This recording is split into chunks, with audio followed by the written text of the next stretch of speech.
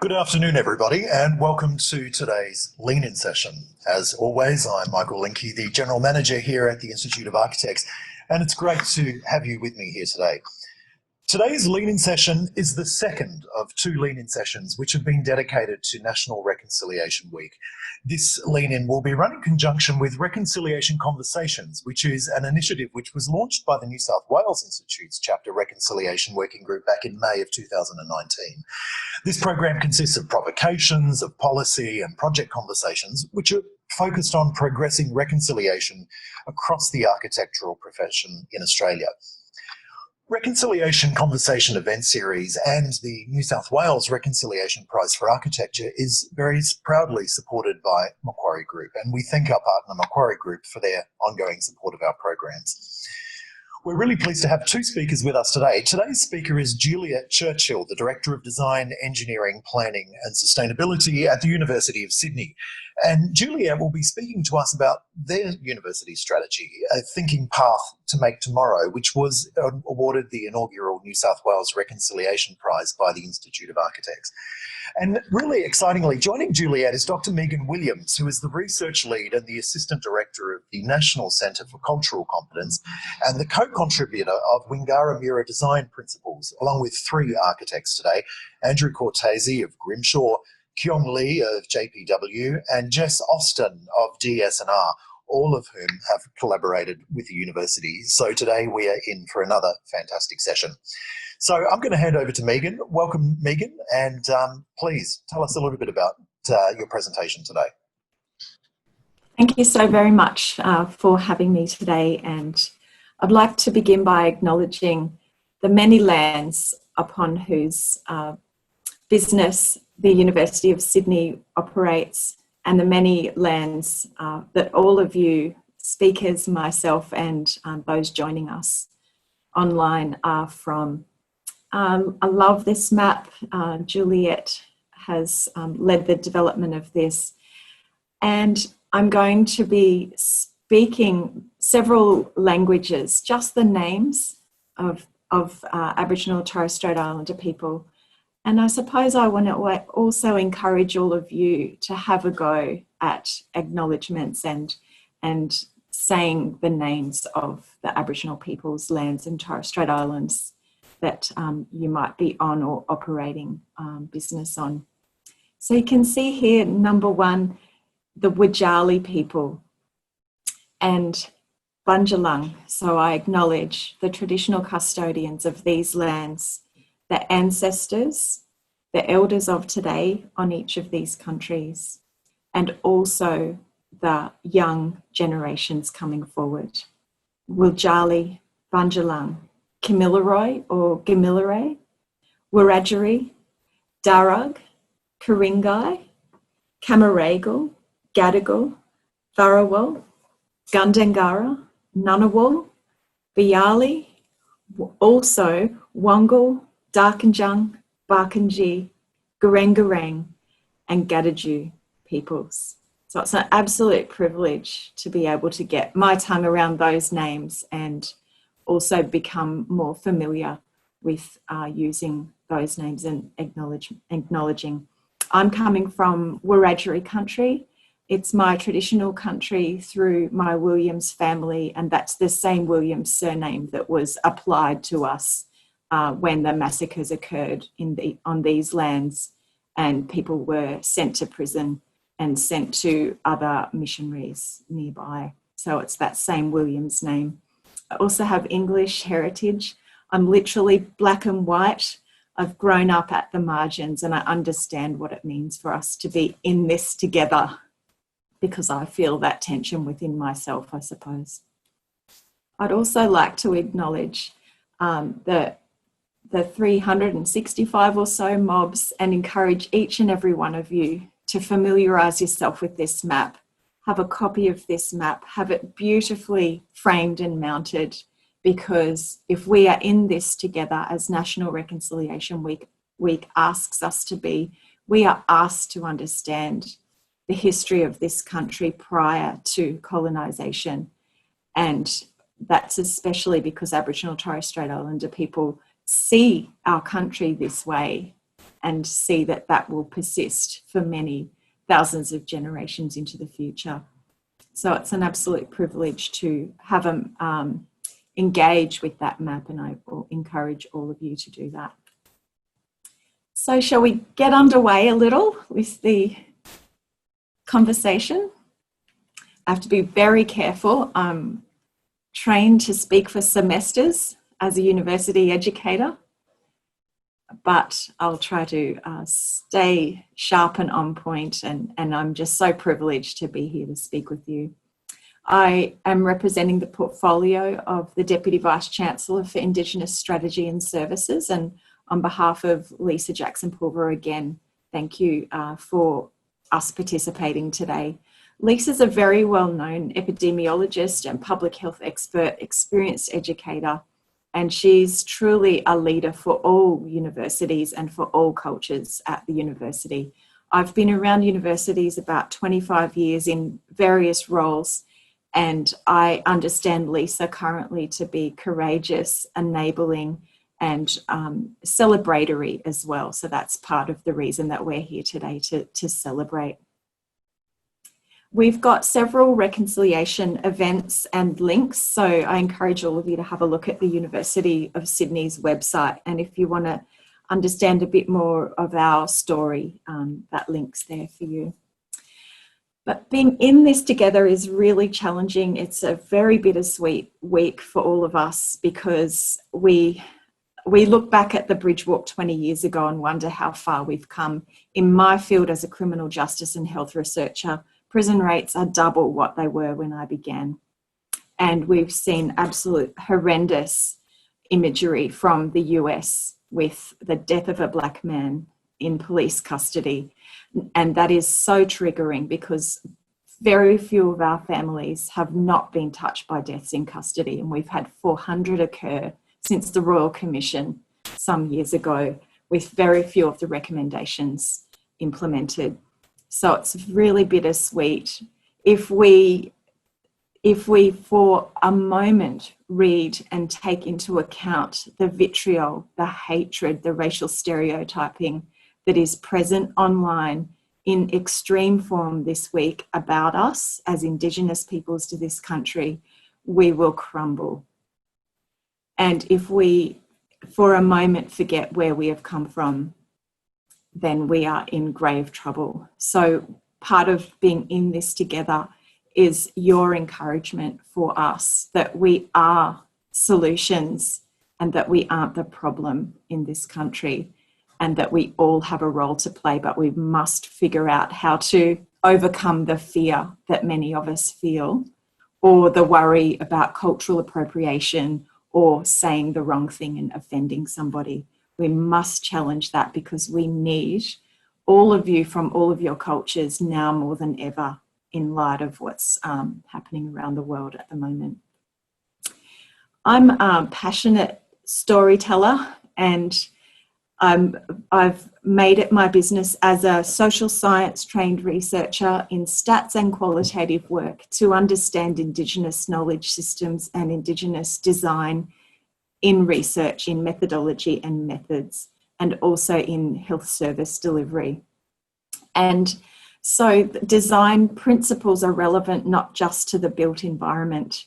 Indigenous knowledges and Indigenous ways of thinking are about looking at the underlying common concepts, or the overarching common concepts, and looking for the similarities, not the differences. Indigenous knowledge systems ask us to think holistically, mind, body, spirit, as standard rather than separate. Indigenous knowledge systems and Indigenous design ask us to think as standard across disciplines, rather than, in my field, separate out health and public health from criminal justice, but for those things to be connected. We are also asked to think about the design of processes so that they're inclusive and they carry a message intergenerationally from the past through the present and into the future. Indigenous design is all about, as standard, each and every element having multiple purposes, multiple audiences, and multiple accountabilities. So that's where someone like me from social sciences and criminology and health can look at the Wingara Mura Design Principles and understand them, that they're beyond the built environment and that they're about their underlying concepts that I can use in my work as well. So that to me is also so related to National Reconciliation Week and being in this together, because universities are faced with the reality that they have very rarely, if ever, met targets that they have set for Aboriginal and Torres Strait Islander students. They have rarely met staff targets either, and in some instances are going backwards. So if we're coming from a place where we believe Aboriginal and Torres Strait Islander people hold the solutions to health issues or to meeting targets, we are also posed with the very difficult questions about how universities can be more responsive. We must think about how universities look from Aboriginal and Torres Strait Islander perspectives, which is exclusive, unfortunately having a role in many of the difficulties that we've experienced as Aboriginal and Torres Strait Islander people, training people who in social work who've removed children, training engineers who've contributed to environmental degradation and cultural heritage loss. So from an Aboriginal perspective, universities are alien, exclusionary, and a part of the problem, unless we have our courageous leaders like Lisa Jackson-Pulver who can change that dynamic. But for Lisa and her team to change that dynamic, we have to be in this together with all of you. You have specialty skills that are able to that are tools for us to be able to use, like documenting the Wingara Mura Design Principles.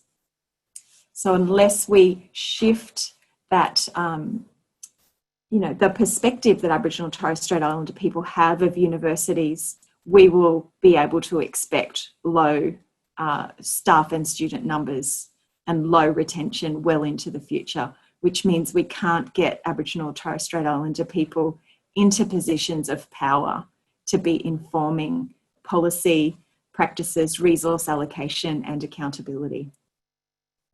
So while the Wingara Mura Principles started for the built environment, the award, the inaugural reconciliation award that those principles won was really flaming from that fire to push us and value those principles, that they were worth pursuing. We trusted their integrity because they were developed with community consultation, well-documented engagement with community and with all other levels of as required.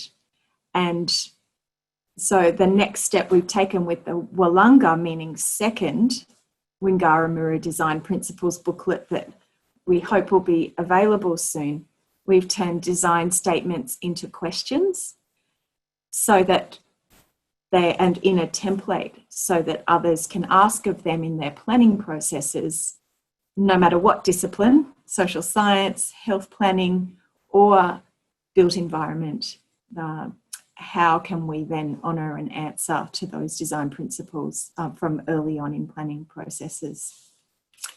So I'll hand over to Juliette now, and she'll explain to you more about how those design principles came about. Thanks, Juliette. Okay, thank you, Megan, for a very important introduction and the context to where we are today. As one of the people who initiated the development of the Wingara Mura Design Principles, I want to reiterate how honoured we were to receive the inaugural Reconciliation Prize last year. But today I've been asked to give a brief background to the process of developing the design principles, which is a little bit challenging with the limited time we have today. But back in 2014, our Deputy Vice-Chancellor for Indigenous Services and Strategy was developing the Aboriginal and Torres Strait Islander integrated strategy for the university across research, teaching and recruitment. The university had also released its strategic plan, which called out several core university values, such as mutual accountability and engaged inquiry. It was a time and opportunity to hold new conversations about what the university was and looked like. From an architectural perspective, we were having informal conversations on multiple levels about how to create a uniquely Australian campus experience, and what does that mean? How could we enable and encourage conversations around reconciliation? What does a campus look like and feel like when it truly welcomes and embraces Aboriginal people, as well as being intercultural? As a team of architects, we asked whether and how we could tell Aboriginal stories through our buildings and landscapes. How can they reflect a living culture and pass on the knowledge of the land and its people in over 17 of our locations throughout New South Wales? The simple answer to that question was, why not have a go at writing some principles for architects and designers, for which we would seek endorsement from the hierarchy of the university when we were basically happy with them. I think, Megan, the slides are stuck. Okay. The timing was critical as we were about to embark upon the biggest build programme in the history of the university. We had only a 6-month window to get these principles drafted, circulated and consulted, and finally endorsed by the university before our first buildings would be out for design competitions, and this needed to be part of the brief. For the university at the time of commencing implementation, we were very aware that this type of programme, particularly at the scale of around 1 billion for the first stage, would be extremely challenging. We were also anxious there was no possible way we could get it 100% right in the first round of consultation with communities, or how we would interface and gain alignment with the individual architectural approaches. Our planning and design team consulted with the Faculty of Architecture, the local land council, members from the Government Architect's Office, as well as university academic representatives. We developed integrated Wingara Mura and university responses to 2 of the core university values. With engaged inquiry, we translated this into how to pursue a process of comprehensive integration and exploration of place and people, past, present and future. We developed the mutual accountability value into a direction to engage meaningfully with the needs and values of the community they support and serve, both now and in the future. As time went on, we experienced a few hiccups. We anticipated the architects would consult separately to the university and bring back narratives for us to simply verify and endorse. But this was not usually the case. The architects were often conservative, risk adverse, and understandably not wanting to get it wrong. We then needed to provide more guidance and take on additional consultation, which we had not envisaged. As a result, we established an independent Indigenous advisory panel through which we consulted and discussed the merit around the design principle responses for each building. The architectural relevance and interpretation was also filtered through the required individual design excellence panels conditioned by the Department of Planning for buildings of such scale as ours. So we then had our architects required to jump through another layer of endorsement by external architects who were simultaneously learning about the concept, meaning, and importance of the design principles to the university. It was a continuous negotiation and refinement. Looking back now, if we would have known up front about the complexities of starting something with a very little, if any, examples of scale anywhere in Australia, and if we'd have sought approval from everyone rather than asking for forgiveness for not getting it right the first time, we may not have ever started.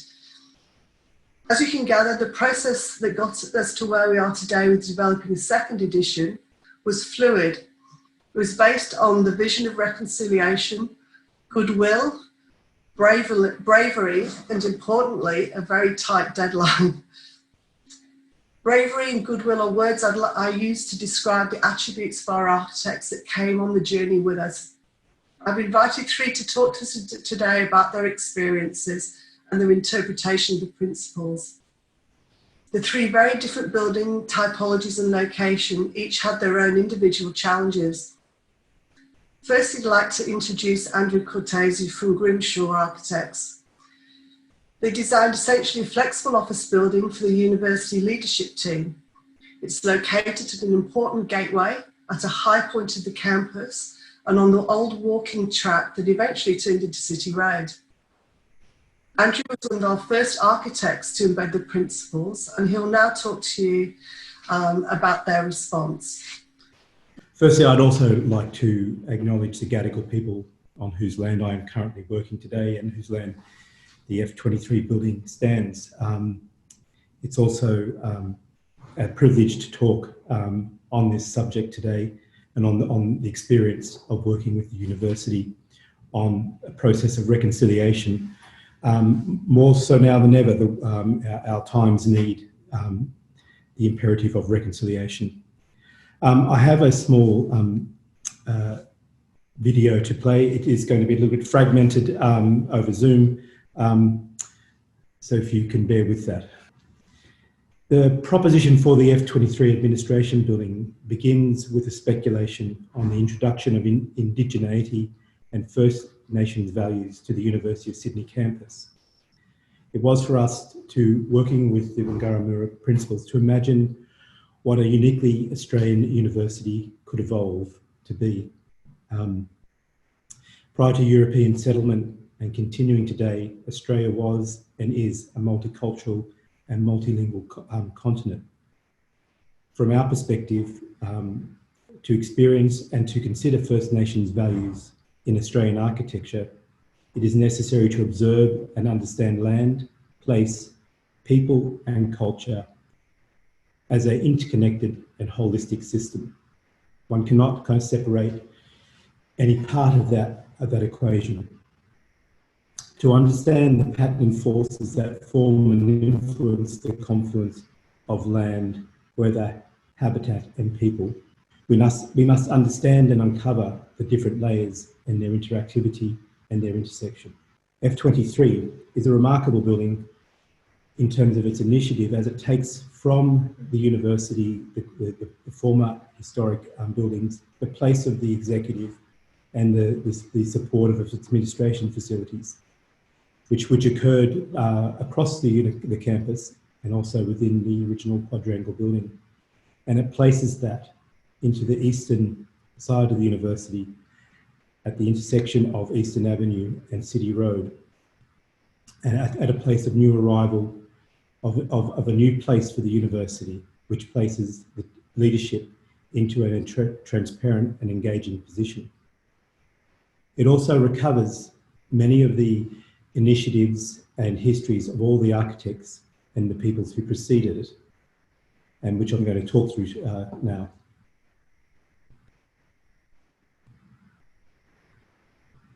One of the great things is that we know is that the land and the people who have engaged with the land, that embodies immense knowledge. And of course, we start with this drawing of the university at the proposition of the quadrangle back in 1857. And what's really interesting about it is it's placed that where you get the convergence or the divergence of two Aboriginal roads, one going to the west and one going to the south, sitting on top of a ridge which has prospect back towards the city as it was forming, and also as it kind of looked across to both the south and west. And it sits upon a ridge, and it's not unusual for this site to be chosen. And what we know is that it is also a place which is resident with the First Nations people. In considering our response to F23, we also obviously are obligated to study all of those who came before and to understand their knowledge. We overlay the footprint of the F23 into the original proposition by Walter Burley Griffin, where he proposed Eastern Avenue as this pure sandstone boulevard, which composed a series of buildings in a garden-like setting, which overlooked the park and the undulating slopes back across the city. and how it placed at that a connection between the City Road to the southeast and Parramatta Road to the west. This kind of intention to join the two across that ridge. And then we go to Leslie Wilkinson's plan, which built upon Walter Burley's Griffin's plan. And as we can see, that our obligation in considering the formation of the building was to recover that sensibility which is deeply invested in how we recognise the conversations that we hold between generations and the conversations that we hold into the future generations, and how we bind that together through every act that we put forward. And looking forward now, we see with the proposition for the F23 now completed, that relationship between land, park, landscape, history. And moving forward, I think what we also recover is going back to Megan's themes, is that there are, through that period of the generation of place and people over time, there are different experiments that occur, and there are different influences that we learn from. And a university is a great place of experimentation and learning. We hope that each time we introduce a building, if we are acknowledging the principles of Wingara Mura, that we move towards a positive evolution as we recognise the influences of the Indigenous peoples. Really important about the building was, I think, what is remarkable about this building in terms of the attitude of the university was to make the leadership open and accessible at the place of arrival and entry. The ground floor of this building has a porosity and openness that as one enters into it, you arrive at a place of gathering, at a place where you can look through the building, up through an atria, a sunlit atria, into the administration and executive levels, that you are surrounded by the exposition of an exhibition of the university's history and artefacts, a place for meeting and engaging with the university, for seminars, and for people to enjoy the amenity of food and encounter. It is a place where the students, the city, and the academia can meet and engage. It's a place which, it's a building which is distinctly one of being a university, but it takes an attitude of its accessibility, of its inclusivity, and its invitation. A building which has got a series of layers rather than being demarcated by just one enclosure. To enter the building is to be immediately amongst the informal activities as we look across and into the building, across through its exhibition spaces and expositions, very sunlit, and looking through and around into the landscape that surrounds it. Very simple palette of materials, a degree of transparency, and an attitude of welcoming constantly as we move up it.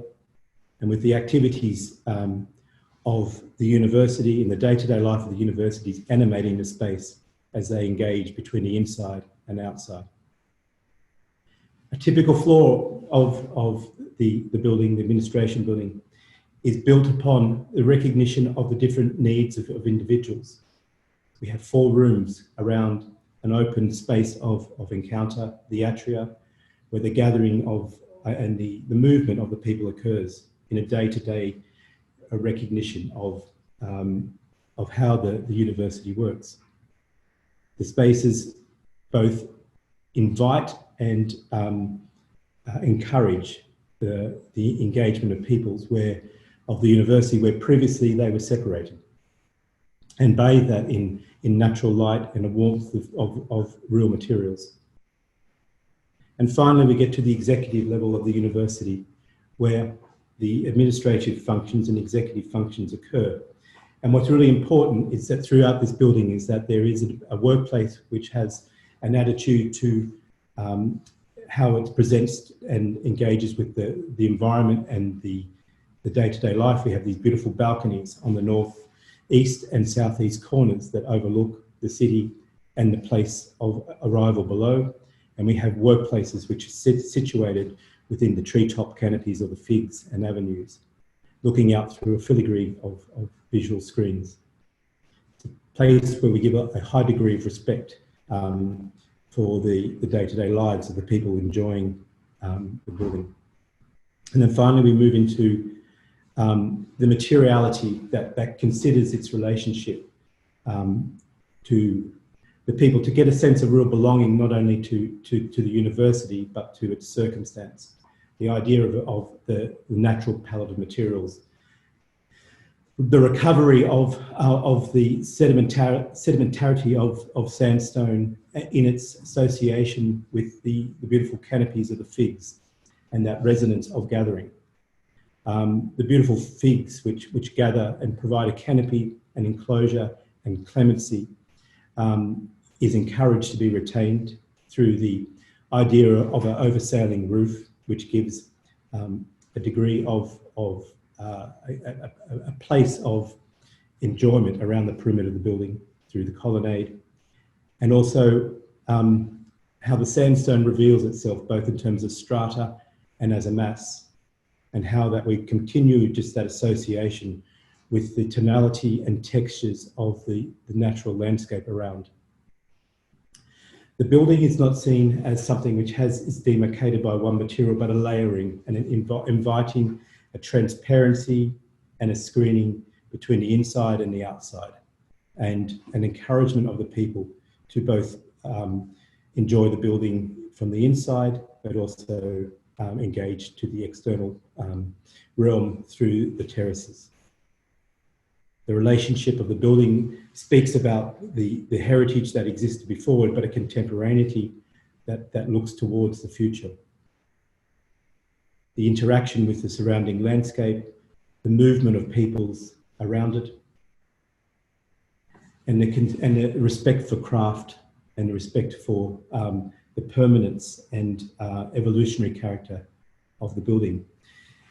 These are all kind of themes which deeply resonated, and hopefully that in the use of the building, that both those who are within the building, the students surrounding it, and the people who engage it from the public realm understand the resonance between place and people. And at the beginning of that dialogue with the Wingara Mura Principles that hopefully are established at this remarkable building, which has been, or remarkable initiative to place a building of leadership at this intersection. And Juliette, I may leave it there. And introduce, sorry, I should introduce.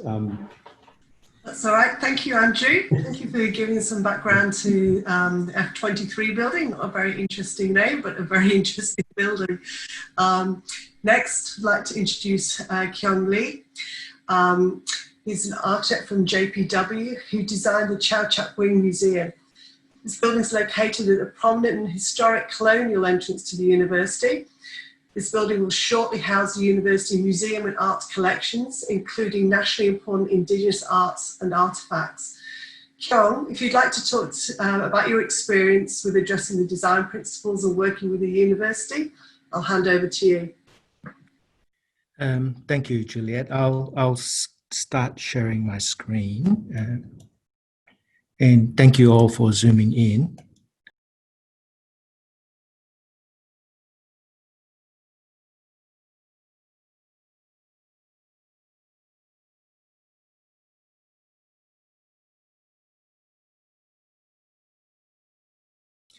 This museum project has been many years in the making. 5 years ago, Dr. Chau and many other generous donors came to its support to make it a reality. The Chau Wing Museum will bring the university's Nicholson, Macquarie, and the University Art Collection together under one roof. As David Ellis, the director, says, it will be a multidisciplinary museum where the arts and sciences meet and where the ancient worlds encounter contemporary expression and ideas. It is very close to completion, with the official opening later this year. I have some recent construction photos to give you a sense of how it's turning out and talk about some of our ideas about place, responsibility, and architecture.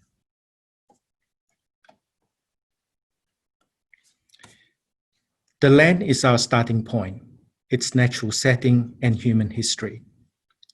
The land is and always will be.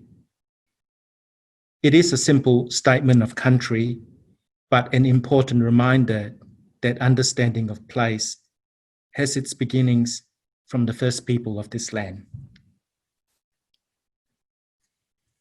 The site lies just above the upper reaches of Blackwattle Bay, where fresh water starts.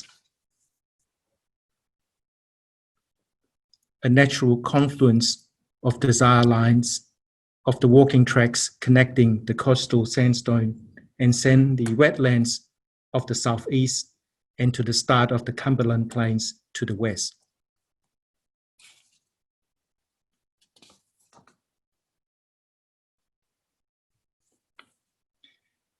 We leave our marks on the land, from the early walking tracks to the later filling of Blackwattle Bay to form Broadway, and the hillside cutting for a tollway, what is now Parramatta Road that you see.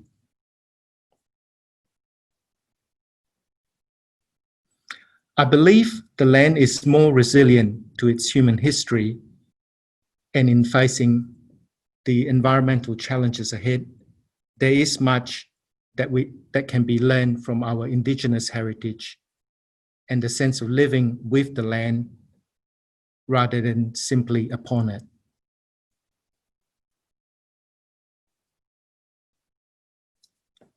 When the university first began, in the building that you see on top of the hill, it welcomed 30 students, all male and all from similar backgrounds. Now, this campus spans over 3 suburbs with over 30,000 students and of all nationalities. The new Chau Chak Wing Museum reflects this campus that is now more connected with the city and an institution that welcomes many voices. Dr. Chau, in his acknowledgement of country during the groundbreaking ceremony, and that was for me the first time I've heard it in Mandarin, said, and I loosely paraphrase, he said, "For with knowledge comes understanding." The museum, through its collection and scholarship, helps us understand ourselves and each other. We don't see the building as a container, but more as a series of site interventions, landscapes, and built elements, creating a spatial and sensory experience of place.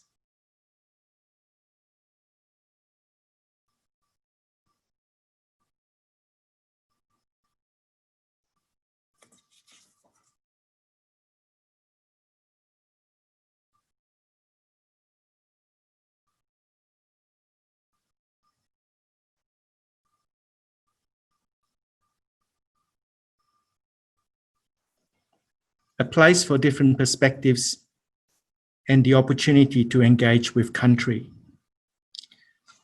To see the relationships around us through different eyes and an understanding through Indigenous knowledge.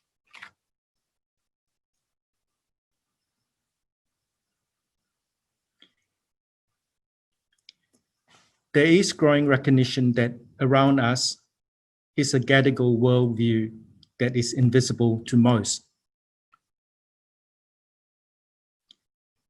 Landscape offers a medium for communicating Indigenous knowledge. As part of the landscape design, Matt Paul from the University Museum has developed a sharing of knowledge by introducing the Sydney language which is spoken by the Gadigal, the names of the plants alongside English and even other languages. Understanding the language is the first step to gaining insight of another knowledge system.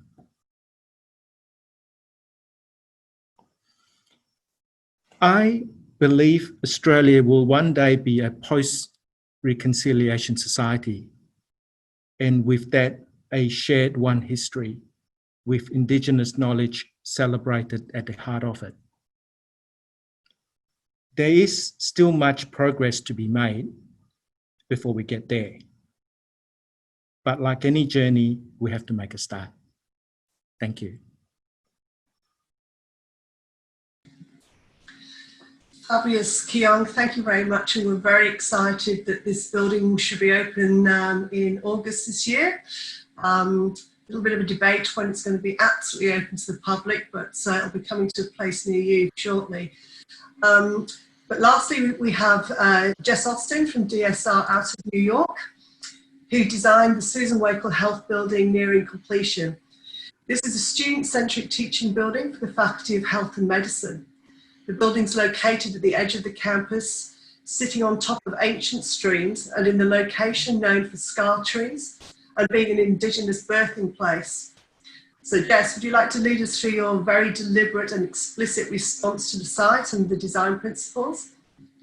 Sure, thank you, Juliette. Let me just share my screen.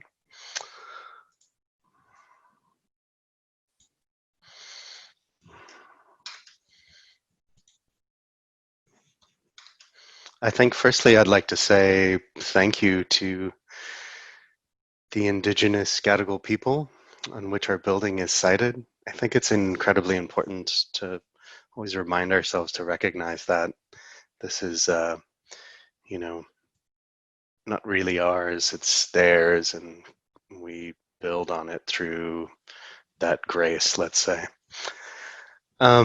It's also important to note that what I really want to talk about is just a couple of the principles that we integrated into this project and talk about how we integrated them in fully. I think that we've all talked a little bit about how important landscape is and what it means to the projects, and ours in this sense is no different. Imagining a uniquely Australian university, one of the things we wanted to try to do was literally pull the landscape through the project, weave it up and into the actual spaces of the building itself, because the building is made up of 3 parts. It allowed us to make this public space components of the project be the landscape, not just reminiscent of the landscape, but literally be open, remove the architectural barriers, allow the land itself to come through the project, and for that to be the connective tissue, the meat of it, let's say. And through that, we think we can deliver cultural experiences that are physical and visually tangible. When you remove those barriers, you allow people to meet, to talk, to share ideas, to understand each other, to communicate, which is really the basis, I think, of experiencing cultures. You experience cultures kind of in large scale senses through looking at big things, but you really experience a lot of the cultural wisdom through interpersonal connection and interaction. And in this project, what we're trying to do is allow for teachers, whether they're university professors, things like that, to work alongside with people who are learning, students, however you want to say it. And then what we want to talk a little bit about is how we go from these ideals into something that's formed up into an actual architectural response. That's an actual architectural building. What does it mean to bring all those pieces through a built project? So what we started out with, this is a master plan kind of way of thinking about these projects, and the first building that I showed is phase 1, which is the one we're working on now. There's a central heart to the project. The project is a health building. It's not just scientific research or doctoral candidates or anything like that. It's nursing and kinesiology and all these disparate, sometimes disparate fields that are brought together in a big space of one learning. So there's a central heart to the project, but also a looking out, a connectivity to the campus itself, a connectivity to the landscape, a connectivity to what's maybe before us. And part of what we wanted to do was use this opportunity to pull back some of the things that had been there previously, like some of the landscape that had already existed. Some of the water elements can reference the creek. And in talking about these narratives, this gives you a sense of the rich history and a sense of the future possibilities. I think all those two things are important to always understand together. So what we did was we put the kind of educational pieces, tucked them within the landscape, pulled the landscape through the building, took the administrative components, basically broke it open and allowed the intertwining of those to be with the landscape. So the landscape is the connective kind of portion. It floats within the tree line of the existing trees and newly planted trees. We pull the understanding of the datum of the solid ground up and into a larger plinth-like plane. And that determines the lower portion and the upper portion. And what we wanted to do was try and make those seamless, even though they're huge changes in elevations, we wanted them to read as a single manifestation. I think one of the things we also want to do is look at the macro scale, which is the larger components of the two phases, but then also look at a finer scale. We have a really unique facade system that we designed onto the outside that's really about high performance, solar control, visual light transmittance, all those sort of architectural notions, comfort of the occupants. But another thing we wanted to do was we thought this was an opportunity to weave in some narrative, really make this about something important culturally that you could see on the outside of the project. There's a tactileness, a natural kind of understanding. There's a locality to it. There's a sense of place and a sense of history, let's say, and community. And so we took those ideas, and while we didn't make it a direct metaphor, what we tried to do was make it a special effect, let's say, a part of the building that kind of calls out so you understand it as maybe something that affects you, but you don't necessarily have to read it as specific. And then lastly, these are some construction photos. We're really excited to see the outcome, and we often go back to the sketches and the renderings and the thoughts and use those as a reminder to see how well we've done and kind of how far it's coming along and what's really happening with the initial thoughts that we had previously. Right now, we're pretty happy with the results, and we're really looking forward to the finalization. With that, I'll give it back to Juliette. Fabulous, thank you, Jess. Yes, it's a very interesting process, and we had a bunch of architects from New York partner with Billard Lease, we should say, in out of Melbourne, and to embrace the design principles from a very much original Torres Strait Islander point of view. So thank you for that. And thank you to Andrew and Kiong for your patience and contribution to the university, and for teaching us how to improve our design principles going forward, which we're now in the process of. I'll hand back to Megan for a few more minutes, who will pose some questions to our architects or myself for discussion. Thank you, Megan.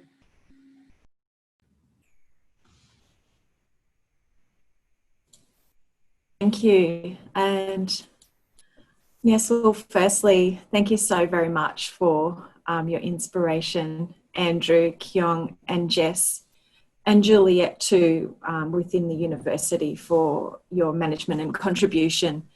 It is rare, it's outstanding, and I feel that commitment within myself to do all I can to share the stories in lay language, but with some technical terms, to as many Aboriginal and Torres Strait Islander people that I can, and also our Indigenous brothers and sisters around the world, because we need your work, we need your leadership.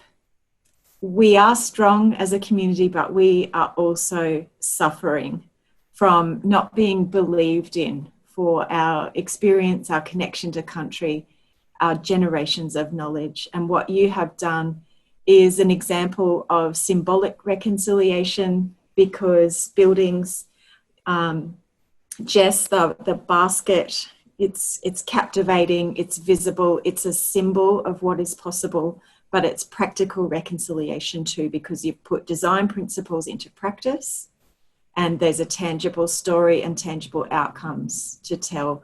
And all of those things really matter to ensuring universities can help achieve equity and human rights in this country for our rightful owners. So I do have some questions to ask. Firstly, Andrew, I had heard that there were some challenges you had to overcome in the design principles, but I didn't quite understand what they were about. So I was wondering if you would be able to lift the lid on that a little bit for you. Well, I think for us. The building has the offices of the Chancellor and Vice Chancellor. Well, we call it an administration building, and that is an intentional objective by the university, as it is about bringing the leadership and the administration together in a place, which is at the entry to the university, which then makes another place where the leadership and the administration then work together, from normally being separated in disparate locations, and then have that accessible into a new place at the arrival or an entry point at the university, and then one which is seen as recovering or restoring the original intentions of the university master plan, which have through Walter Burley Griffin a deep resonance with the place, the land, and the peoples of that time, even though they have their histories as well. The idea also that the building turns itself inside out. So what was normally the attitude to a building where it's a cloister, where knowledge is sort of held within, is that knowledge is now, its idea is that the building opens out. It has a beautiful colonnade, which gives great clemency and amenity for the students and the people around it, as much as the people within. And it's about that movement between the inside and the outside. The continuity of the place from at the entry to the university, going into the building and all the way through, and the ability to move quite freely, either that's physically or visually, through the building, and to enjoy that embrace, that haptic or sensory embrace with the landscape, the scent of it, the pleasure of it, the light and filigree of it. So it's all about those sort of principles. So it's, and bringing that together with the senior leadership, who have very strong inclinations about what they believe is what their needs are to work well. And saying that to work well, we need to bring people together to work well. And to make that working together available, inclusive, and apparently so, was really important. And I don't think there's any other chancery building or administrative building in any other campus which has made such a significant movement towards those principles. And they are, and what they're saying, so they're deeply invested in the recovery of the Indigenous, the respect for those Indigenous ways of living, which I would say, I'm not talking too much, but they're deeply resonant with respect for our humanity, for all people and cultures. They resonate with the sense of sustainability, both in terms of the way that we use resources, but how we leave our mark upon this world as well. So, it was a great kind of moment to work at the university at the beginning of that conversation, and bringing people into that place through the act of building. It is, as someone who uses that building in several different ways, I do notice the change in the way we relate across the so-called hierarchies of the university, which Aboriginal culture does have. It's a very hierarchical society, but there's a real respect for the younger generation that's got a different tone to, say, Anglo society. The Aboriginal elders' respect for the younger generation honours that the younger generation will be looking after us in our older age and looking after our knowledges and the future to come. And I think that comes through when I've moved through F23 and engaged with senior leaders. There's something more relaxed, open, the direct opportunity to communicate, to pass through shoulder to shoulder, to wave across the open spaces. So we do feel that investment in the younger staffing, I suppose, at the university in some ways. And what did you think of the readiness for the senior executive to take up the design principles in at the beginning of F23? And well, I think, like all things, it's a conversation, and obviously Juliette was deeply involved in that conversation and stewarding it. And there was also great leadership by the Vice Chancellor, Michael Spence, who placed himself in a position of openness and accessibility as well. So it was leadership from the top enabled through Juliette's stewardship, and obviously an investment in conversations with all the stakeholders. But one has to, one can't be cynical in these enterprises. One has to kind of be committed, and the architecture has to be resonant with those values as well. So the obligation and the principles need to find their understanding through what is being proposed. And I think that, and that takes a little bit of time as well, to actually move people into places of difference and change. And I think, it's understood that most people in universities are deeply invested in values. So we have to have a deep respect for the different needs of all the individuals who are coming together through there. And I think we got there.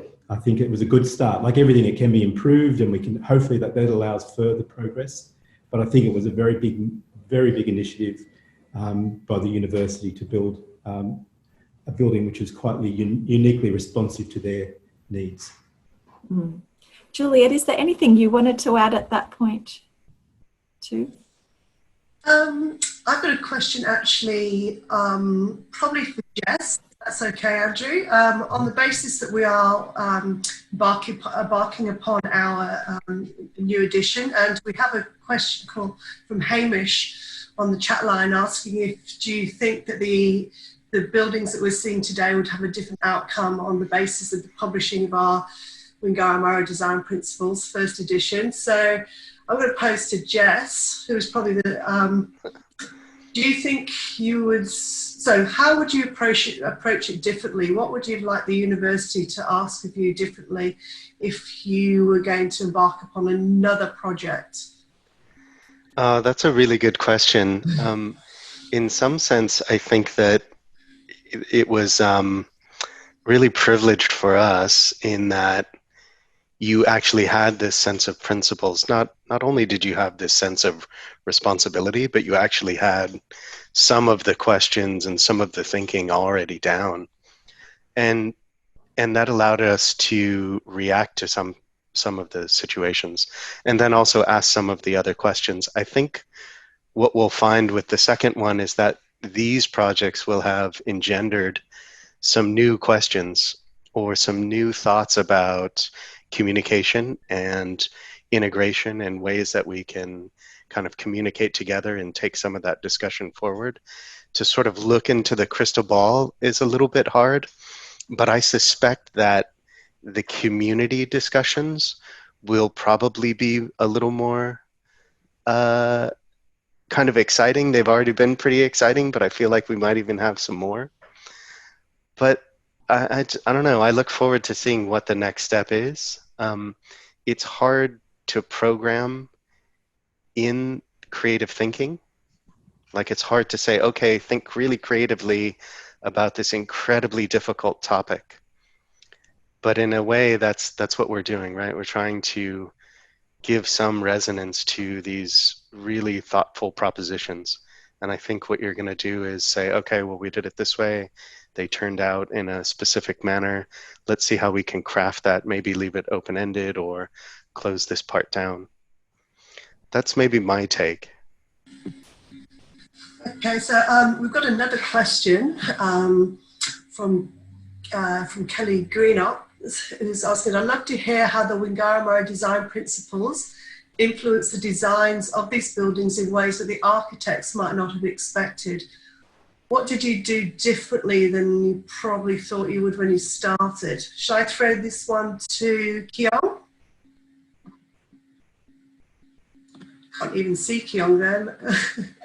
Okay, Andrew, you're still unmuted. Did you do something differently? I think Kiong, do you want to, like, he was just on mute. Like, I can see him. He's just trying to unmute. There he is. Can you hear me, Juliette? Oh yes, brilliant, thank you. So, I think, as you know, the project actually started on a very different side. And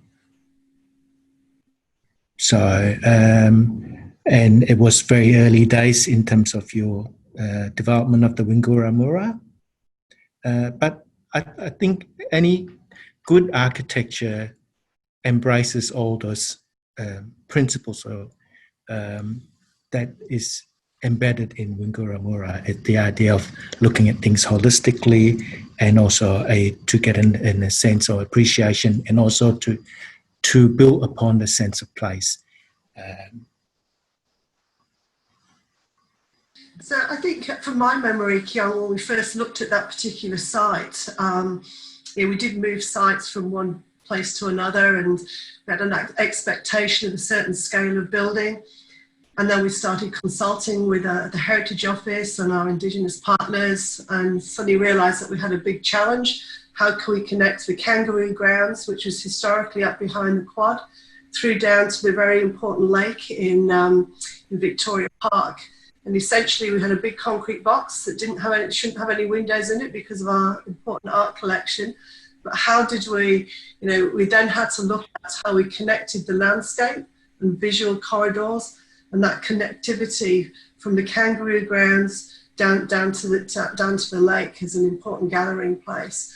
But from my memory, that was something that you guys spent a lot of time trying to craft and shape, so that connectivity to the landscape, but also the enclosure of these beautiful artifacts, was something that was competing against each other. Is that something you recall? Well, we want to create and as Andrew mentioned, a sense of a connection between inside and outside. I think it is less about the building, but for us, it's about being part of the landscape. So I think the idea that it's not just a series of containers or objects, but the spaces in between are, if not even more important, and the idea of creating shelter, welcome, places to meet, and places to see the world from a different perspective or through different eyes. And that are kind of things that we're quite keen to explore with the design. Great, well, I think we're out of time. We've gone over a little bit, so I might ask Megan to have a few final words, but thank you for everyone for zooming in. It's a bit of a cold and windy day. Hopefully this cheered up your lunchtime, and please feel free to contact the university or any of our panel members if you wish to know more about what we've done so far. Thank you, and over to Megan. Great, thanks very much, Juliette, and I thank the Australian Institute of Architects and Kiong, Andrew and Jess for their presentations today, to their commitment to the Wingara Mura Design Principles, to demonstrating that it can be done, that Aboriginal and Torres Strait Islander knowledges and cultures do have meaning and purpose for all Australians and for all cultures. and that many generations from now, please know, will benefit from your work. I only hope that you're able to continue to use the design principles in your work and encourage others to do so as well. We'll do all we can from the University of Sydney, producing the Willunga, the second Wingara Mura Design Principles booklet with the little template and workbook. But please do keep in touch and ask for copies of that, for any connections and information that you require in order for you to centre Aboriginal and Torres Strait Islander cultures in your worlds and your identity here as Australians on this country and our brothers and sisters internationally as well. Thank you again from the Deputy Vice-Chancellor for Indigenous Strategy and Services for the honour of this work, because it has such a tangible and symbolic impact on our futures together. Thank you. Thank you. Thank you, everybody.